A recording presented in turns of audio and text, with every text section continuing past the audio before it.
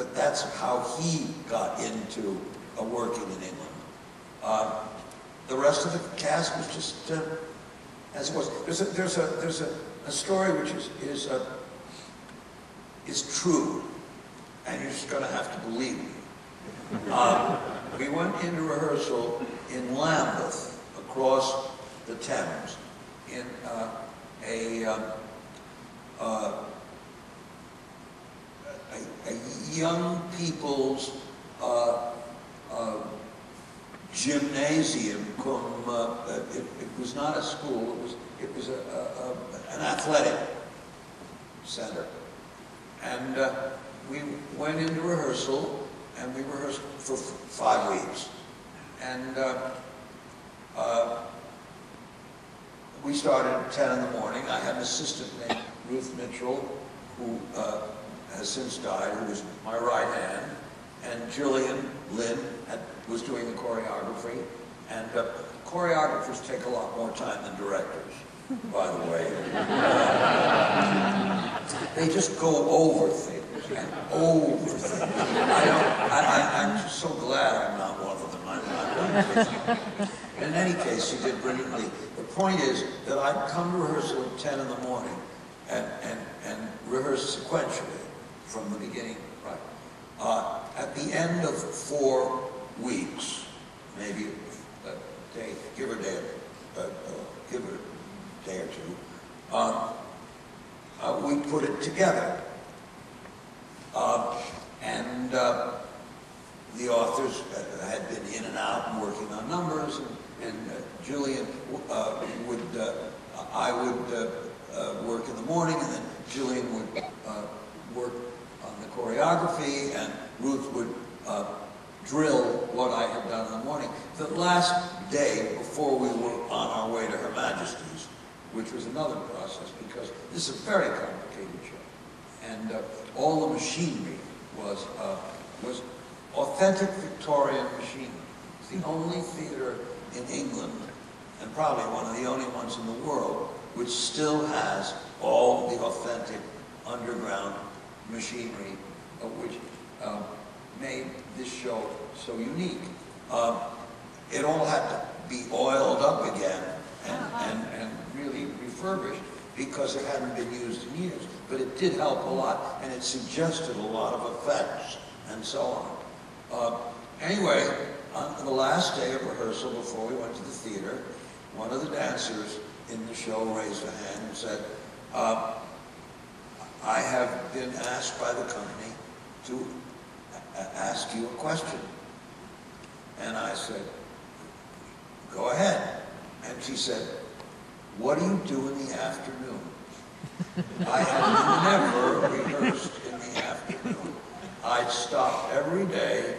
I'd rehearse from 10 to 1, break for lunch, and never come back. And it was one of those shows. It was just extraordinary. And then the answer to the question was, I wander London, or I watch Coronation Street, or whatever. But this is a show that absolutely got on its feet without any changes for that whole time. And we went into the theater, and the poor young man has to jump into the trap. So he jumped into the trap, and we had what we call the travelator, which delivers the Christine and the Phantom, and in some productions we have doubles do it as well. They switch in the wing, and you can't tell. You certainly know that you can't have a man up there and a woman and a man down on the stage 2 seconds earlier. So there is some doubling going on. But in any case, they got into all that machinery, and we probably had a couple of weeks of just breaking it in, getting into the costumes, and doing all that. But when we previewed the show, when we finally were ready to preview, the very first performance of Phantom of the Opera is exactly the same show. That is, In London, 23 years, and on Broadway, 22 years, and has been seen all over the country. This is the only production that is different. And that's a whole process that I'm glad to answer if anybody wants to ask.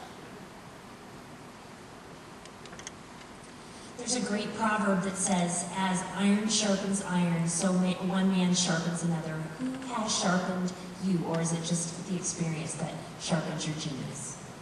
I wish you would repeat that question. Oh, Lord have mercy. I'm sorry. That's okay. I have a little hearing problem. That's okay. There's a great proverb that says, as iron sharpens iron, so one man sharpens another. Who has sharpened your genius?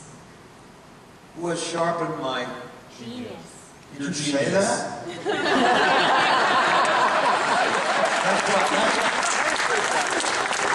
I guess that's why I didn't understand the question.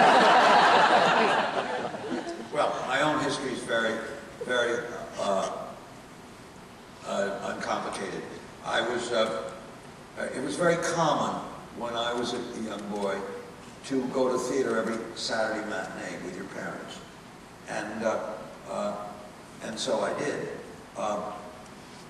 At the age of 8, I went to see Orson Welles doing a modern dress Julius Caesar as part of the Mercury Theater Company. It's very difficult to believe, but Orson Welles was 21 or 2 when I was 8. He's not that much older than I.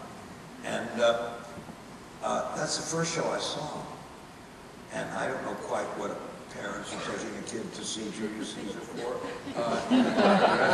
But thank God they did. And I was just mesmerized.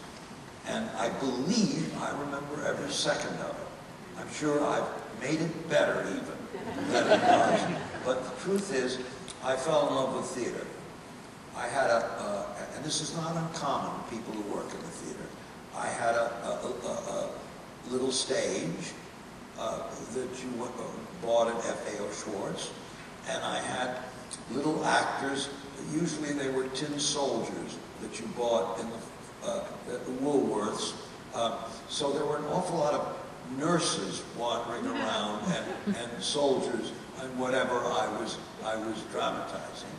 And I'd listen to the opera on Saturday from the Met, and the Milton Cross, who was the spokesman for the opera, would tell the story of the opera, Act 1, Act 2, Act 3, and then it would start in a language that I don't speak, and my little soldiers, World War II soldiers or World War I soldiers probably, and nurses and all, they would all play these parts. They were all little metal figures. And I would set the stage up, and I would listen to the opera.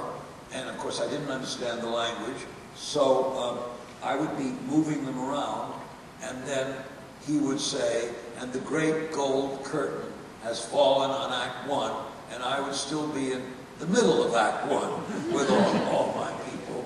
And then he'd tell it, or I'd have finished and wondered where the hell, when they were going to catch up to me.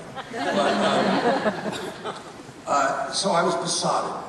I also chose, I was a lonely child, and I think that's common to a lot of people who take the theater as a place to work.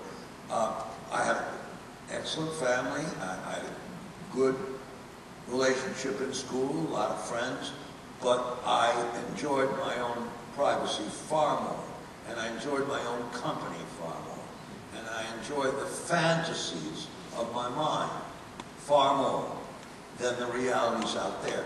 So that by the time I was 12, 13, I was first of all going to theater every Saturday by myself.